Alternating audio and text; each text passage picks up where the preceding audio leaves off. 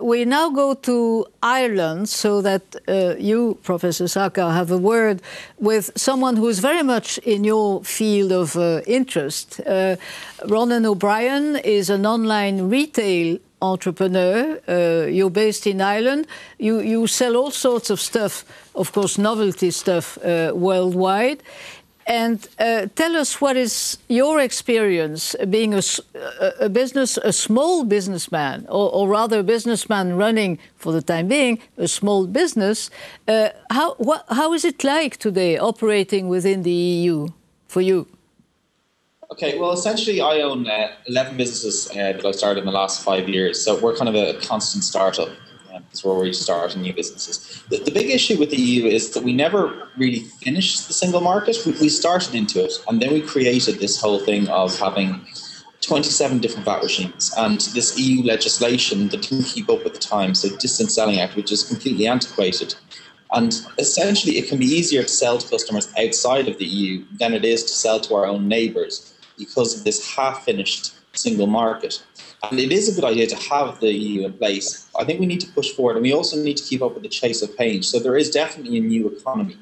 Online retail, technology, digital movements, these are all quite important, but we need to catch up to them because this is where the jobs are actually happening. So we've hired 100 people this month alone, and these jobs are really, really important. I think at the end of the day, the EU has a problem with banking crisis that is worldwide, but more importantly, it's got a job crisis. Once we fix the job crisis, it'll bring in taxes, it'll get people working again, and we can move forward. But until we allow people to work, we allow companies to create the jobs, then we're not going to be able to really get back on our feet and move forward. Shumadip, do you agree with him? Hi, Ronan. See, there is no prototype for the European common market. This is the first time that countries have advanced towards this. So it's a learning by doing experience.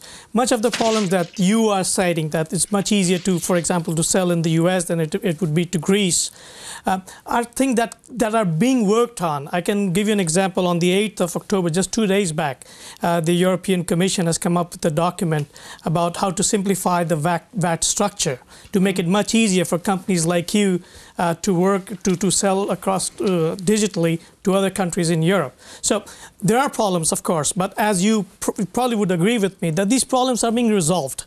It's not going to happen tomorrow, but it's going to happen. I hope you agree on that. I'd like to agree. I think it's quite important to do it. Eventually we will get there. I think we need to push it forward because the rate of change that happens in the new economy, maybe we're a bit slow to catch up on legislation-wise. Professor Curzon-Price, to get back to your horsemanship comparison, he's a very young horse. Obviously full of energy, and he doesn't need whipping or anything. I mean, he can do it by himself. So don't you think that indeed harmonization of all these regulations would help small companies like his? I think what he needs is the obstacles to be taken away. And as long as the creation of the common market and the single market was a matter of taking away the obstacles to the racehorses, then that's fine. That's fine. But the trouble is that Europe does both.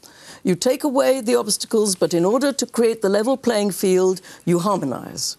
And this harmonization looks fine to begin with, but what it does is you harmonize to a high level of safety, consumer satisfaction, you gold plate the regulation, and then suddenly, instead of having 27 different regulations, you have one very strict regulation, and then that is no progress. And so what would be your question to Ronan? Well, I would say, what exactly would what would you ask of Monsieur Barnier? What would you like him to do to make it easier to do business?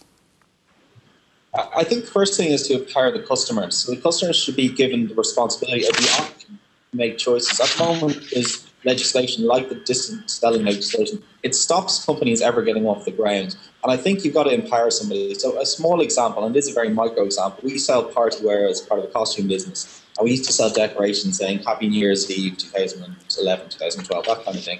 And we actually have to stop doing it because the EU says they can return this after the event under this legislation. And the product at that stage is absolutely no good. It's been used, and we're entitled to give them a full refund. In fact, they don't even have to return it. All they need to do is say, we don't want it anymore. And that's daft. But because that happens, we stop selling the product. People want to buy it, we want to sell it, and there's a little bit of legislation in the middle that stops business from happening. If we can pull that down, empower the customers, I mean, we have new ways of protecting ourselves, such as reviews online. André, you approve of that argument?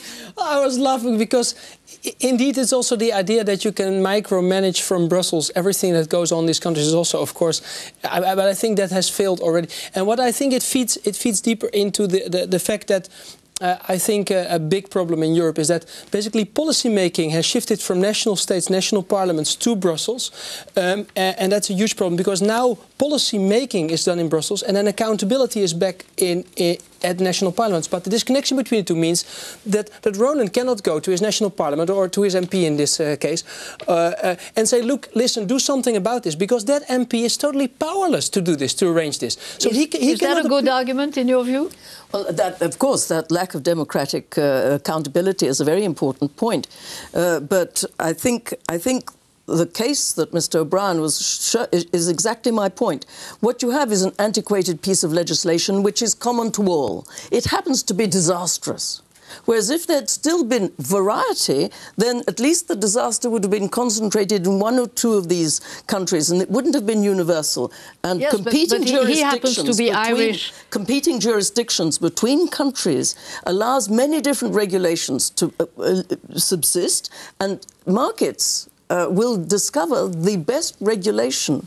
And this would have permitted such firms as Mr. O'Brien's to find and to go into those markets where the regulation was best. The result of that was that the single market, before the single market existed, no foreigner could sell a bottle of beer in Germany.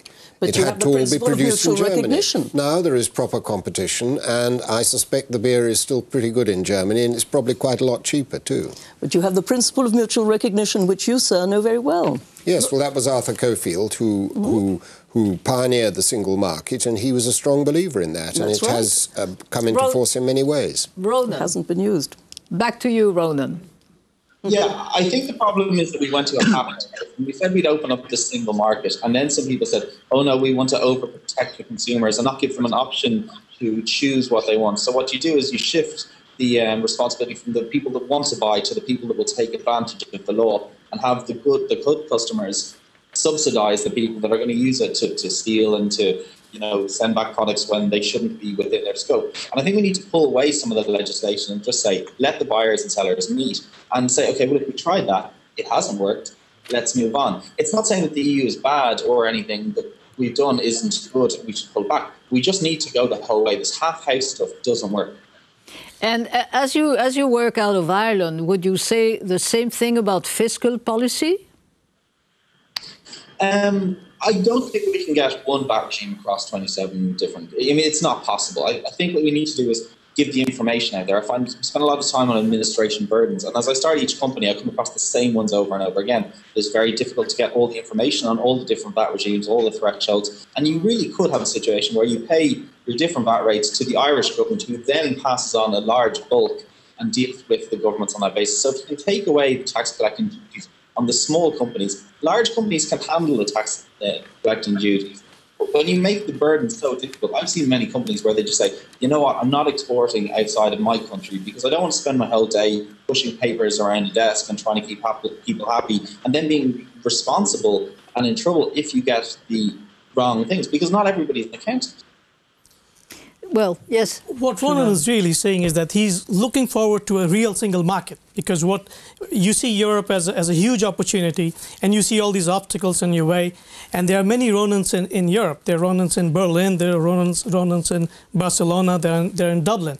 And instead of going to your national assembly to ask for the simplifications, you have to come to Brussels. It's true, but it's happening, and that's what I'm saying. That entrepreneurs like him, they look at Europe as this terrific opportunity. What they're looking for is some help in terms of reducing all the barriers, some of the barriers that exist. But Ronan is saying that nobody of his people is in Brussels because the big companies are in Brussels and they can negotiate. But Ronan says, I'm not. Small companies are don't have a representation here, and nobody's telling the European Commission and the European Parliament that is what you should fight for, because small companies are actually the job creators, but they're not represented here. And they're not listened to here. That's what Ronan is saying. And I think you should listen to what he's saying. But Ronan has been heard because, like I gave the example, one of the problems that entrepreneurs like him have has to do with the VAT system.